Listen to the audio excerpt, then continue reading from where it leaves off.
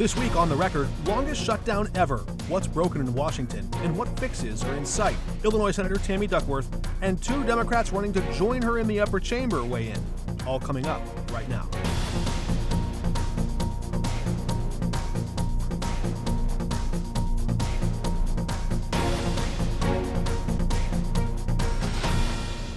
Welcome to The Record. I'm Mark Maxwell. Shutdown politics has seized the Senate, and now the skies. A growing number of air traffic controllers are calling out of work, forced to earn income on the side while they go without pay. And in an unprecedented move, the FAA is preparing to reduce flights by 10% across 40 of the nation's busiest airports. The agency says the cutbacks start Friday morning, a preemptive move to keep passengers safe as fatigue and staffing shortages mount. It's a step they say is needed to keep air travel safe amid the staffing shortages caused in this government shutdown, now the longest in American history. But the fallout is spreading, from delayed flights to empty dinner tables and the Thanksgiving holidays fast approaching. SNAP benefits frozen, rent overdue for many, and frustration rising. Democrats blame Donald Trump for engineering the shutdown to gain leverage over health care policy. By not reopening the government, he's also taking away food support for people. So health care and food are disappearing because this president, frankly, doesn't want to talk to anybody.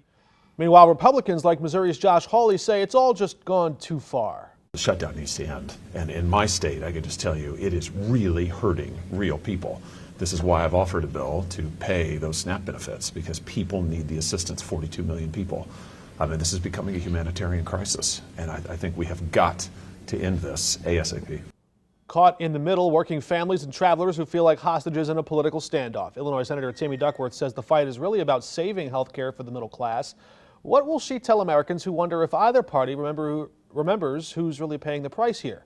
Senator Duckworth is now on the record. Hi, Mark. Hi, Senator. We're just 35 days now into the longest shutdown in U.S. history. Air traffic controllers are missing paychecks. SNAP recipients are missing meals. What do you say to Americans who think both parties have turned them into hostages in a political fight? What I tell them is that families are staring down a healthcare crisis of Republicans' own making. This is a fight about making sure that people can afford their health insurance. Working to save middle-class families from the pain of increased healthcare costs is critically important, but instead, Trump and Republicans are forcing them through this needless government shutdown. Remember that we have not had a single negotiation setting with President Trump since before the shutdown. Democrats have been ready to negotiate. Let's figure out how we can extend the tax credits to middle-class families who need their health insurance. And yet Donald Trump has not sat down with Democrats since before the shutdown. Republican leadership in the House has had the House out of session. They haven't even been back to work in months because Speaker Johnson won't bring them back. How do you negotiate with somebody who's not even there to negotiate with you? This shutdown falls on the president's lack of leadership, and those are Donald Trump's own words. It sounds like you're suggesting an income cap or means testing on those enhanced subsidies that didn't exist under the pandemic era, perhaps a compromise there. But I want to ask you about this report in Axios. A story here says there's a group of moderate Democrats who are having conversations with Republicans. They want to reopen the government now in exchange for a guaranteed vote later on those ACA subsidies. Do you support that compromise, or should Democrats hold the line here until the health care funding is all part of the same package? Well, I've been talking to Republicans all along. I have many friends on the other side of the aisle. We work together on so many issues, everything from FAA reauthorization to military family support for military families. The problem we have, though, is we can have all the conversations we want between senators on either side of the aisle, but until Donald Trump says that they can actually enter into formal negotiation sessions with us, there is nothing that will come out of it. And right now, Donald Trump has not allowed Republican leaderships to do that. And so there's not a formal process that's happening right now. In fact, as I said before, Speaker Johnson hasn't even had the House in session in months. So you can't negotiate anyone when there's not a formal process that's happening. I am always willing to negotiate with the other side of the aisle, but for me, it is very clear we need to make sure that families in red and blue states alike don't see their health insurance bills jump up thousands of dollars, which is already happening. And frankly, hospitals are at risk of closure. Millions will be kicked off of their coverage completely, all as a result of Trump's inhumane and cruel policies. And frankly, this is why it's so urgent and why Democrats have repeatedly called on Republicans to work with us on a bipartisan bill that would address this impending healthcare cost crisis and reopen government. But they haven't even negotiated with us. The president hasn't even sat down with. He's more worried about sending money to Argentina than he is about making sure that hungry kids get SNAP benefits.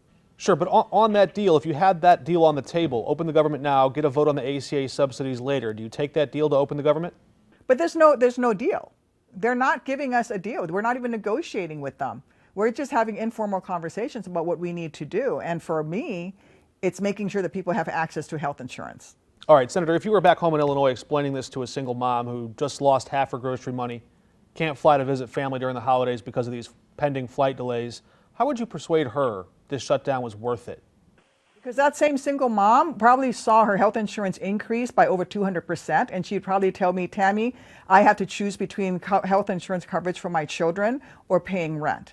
Tammy, fight for me. I have had those conversations with those single moms over and over and over again, and they say the same thing. Don't make me choose between whether or not I can take my child to the emergency room and whether or not I can pay my rent. Fight for me, Tammy, and that's exactly what I'm doing here. All right, only reason Democrats have any leverage right now is because of the filibuster. President Trump has called on Senate Republicans to end it. If they do, how should Democrats respond?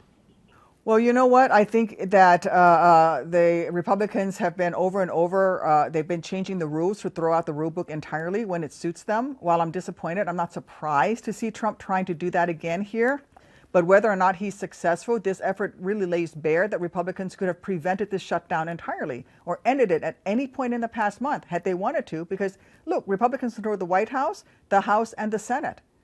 And the only reason we're in a shutdown is because Trump wants this shutdown. He could have ended this shutdown anytime he wants. And the only reason he hasn't tried this until now is because he was trying to fool the American people into thinking that Democrats were responsible for a shutdown he manufactured. He said at the beginning of his term that he wanted a shutdown, that he wanted to fire federal workers. He wants to force millions of Americans' healthcare costs to skyrocket and push millions more onto the brink of starvation by vindictively cutting their SNAP benefits when he didn't have to. All right, one last question. I want to ask you about the recent rash of ICE detentions in southern Illinois, including federal police who seized Ismail Sandoval in Staunton after he dropped his daughters off at school. You've served in combat for this country. You understand the chain of command and rule of law. If someone entered the country illegally a handful of times 22, 23 years ago, got a misdemeanor DUI 17 years ago, served their full court supervision, and lived here peacefully ever since, should the law still see them as a priority for removal? Look, I think that we need to get rid of the violent offenders. I am all for rounding up the violent criminals, the felons, all of those folks, and getting them out of the country. I'm all for that. In fact, I was willing to vote on the bipartisan immigration deal that we had negotiated at the end of last year that would have doubled the number of Border Patrol agents.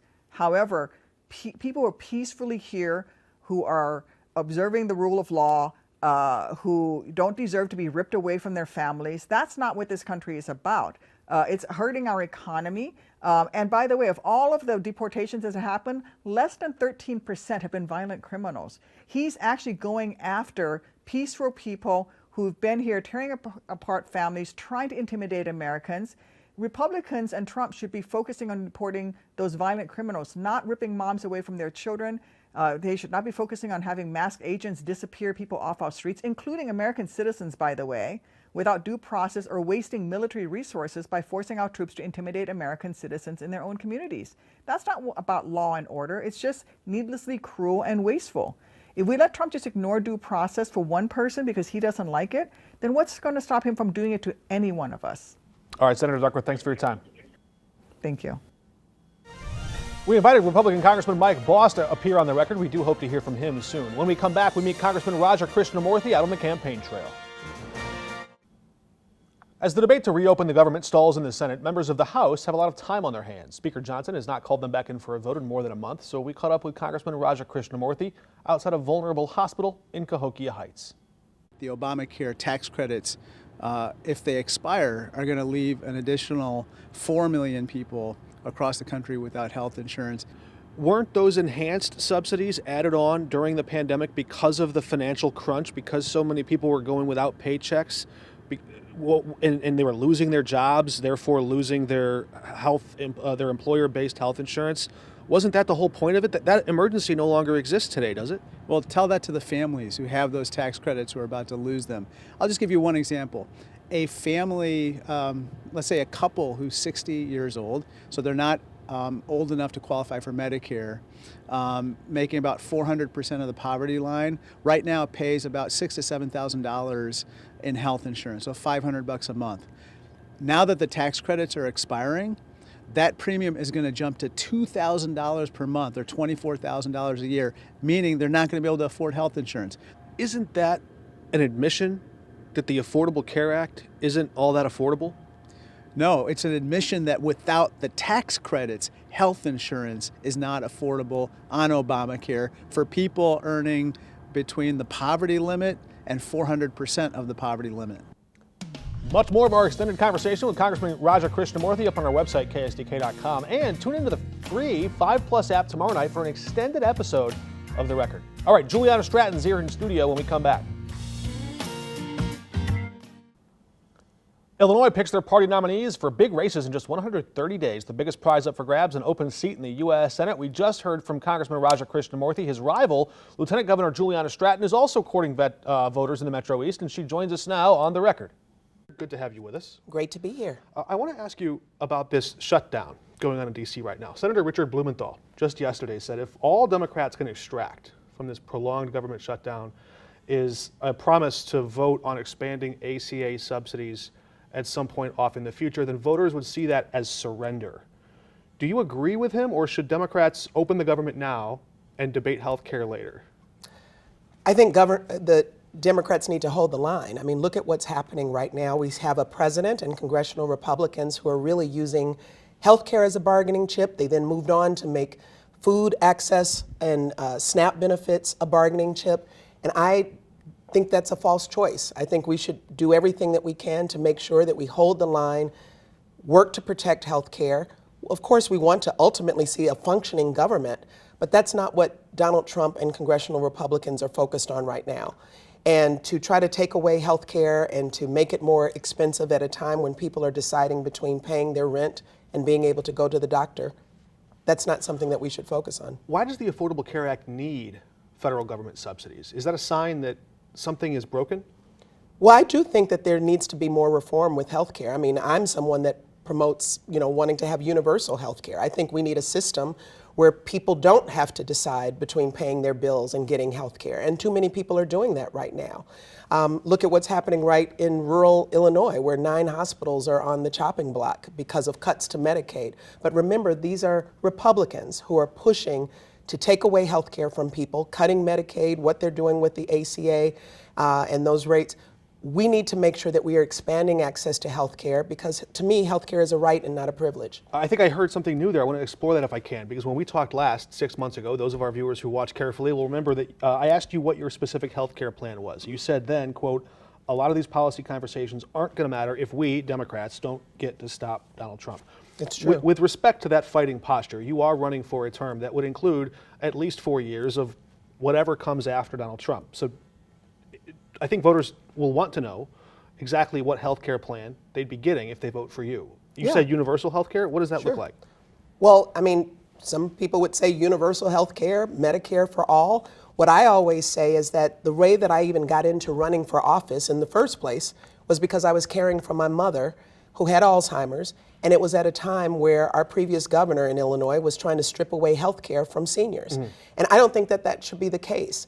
And so I believe that people should be able to get to a doctor. I believe that if you go to a hospital, you shouldn't be in the hallway on a stretcher for hours and hours. I believe that we shouldn't have maternal health care deserts. So the whole system, we need to make sure that access to health care is more available. Do you do that by allowing people to buy into Medicare? Who's ultimately paying for this? And do you worry that some in the health insurance provider side take advantage of that, the government-funded health insurance plans? I mean, look, there's lots of different models that can be discussed and lots of different ways that these kinds of programs can be carried out. the bottom line is what needs to happen is we need to have a better system. Sometimes people call it, we call it the healthcare system, but in so many ways it's a sick care system. And we need to do more to make sure that people can get the health care that they need, including preventative health care, making sure that they can get to a doctor when they're sick. I mean, that's just something that I believe should be a basic right. All right, well, we'll keep our eyes on D.C. to see what kind of compromise may emerge from this shutdown. If we can pivot quickly to another issue closer to home in downstate, I wonder, do you know the name Ismail Sandoval? I do not. The restaurant owner in Staunton who was seized by ICE officers just last week as he was taking two of his young daughters to school. I knew the case, yeah. He did have a misdemeanor DUI 17 years ago, and nothing since on his record, a few speeding tickets, I think. Is that the kind of criminal record that you think should trigger a deportation? Look, Donald Trump has made it, at least said, that he's going after the worst of the worst. That's what we are hearing. And that is not what he's been doing. What he is doing with this aggressive ICE enforcement is not about public safety. It's about going after neighbors who have been working hard. I've always said from the very beginning that we need to have comprehensive immigration reform. That is for sure. We need to make sure that we have secure borders, that we make sure that there's a pathway to citizenship. Where do you draw the line on that? The people that are here for how long? The people that deserve that pathway, who are they? Well, first of all, remember that people who have been here for a long time, so many are working, they're contributing, they're paying taxes, they're contributing members to our society.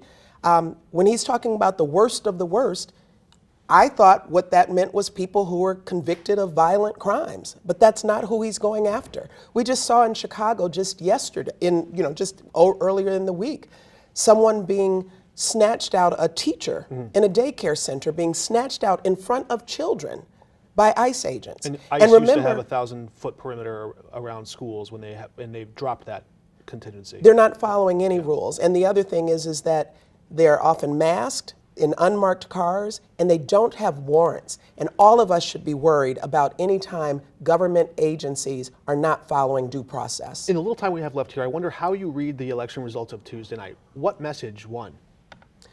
The message that won is that we have to listen to people. We have to make sure that we put their needs front and center. We have to make sure that we address affordability, because that is something that every Illinoisan is thinking about, every American is thinking about right now. Donald Trump said that he was going to lower prices on day one, lower, inflation. He has done none of that. Should government control or cap the costs of, we've done it with insulin. Should you do it with other medications as well across the board, price caps?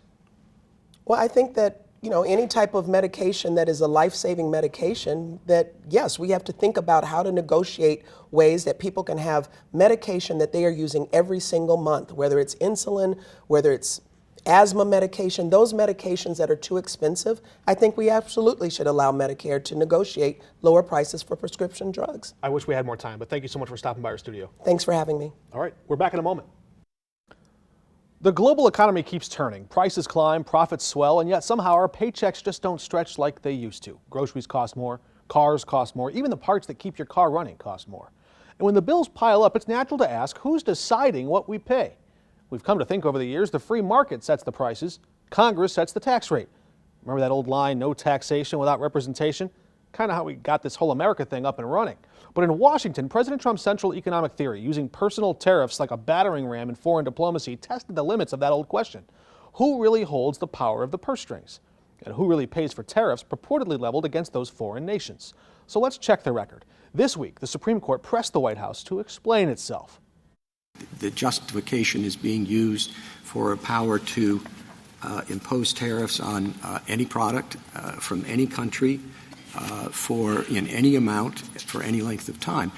Can you identify any statute that used that phrase to confer tariffs? Those tough questions notably coming from the conservative majority, including one of President Trump's own picks. There were other questions like it. The liberal justices were less focused on process, a bit more blunt about who picks up the tab. It's a congressional power, not a presidential power to tax.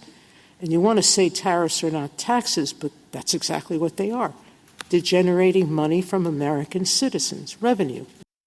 Interesting note there. Missouri lawyer John Sauer, the Solicitor General, was the man arguing Trump's case before the court. And he claimed, quote, the fact that tariffs raise revenue was only incidental. An interesting contrast from President Trump's own words on the campaign trail, promising to open an external revenue service, an entire government agency dedicated to clawing money into the federal treasury, offsetting the deficit. The Supreme Court hasn't killed the president's power to put tariffs on foreign nations just yet, but the record doesn't reflect too kindly on the powers the president assumes belong to him. That's our show. Until next time, we're off the record.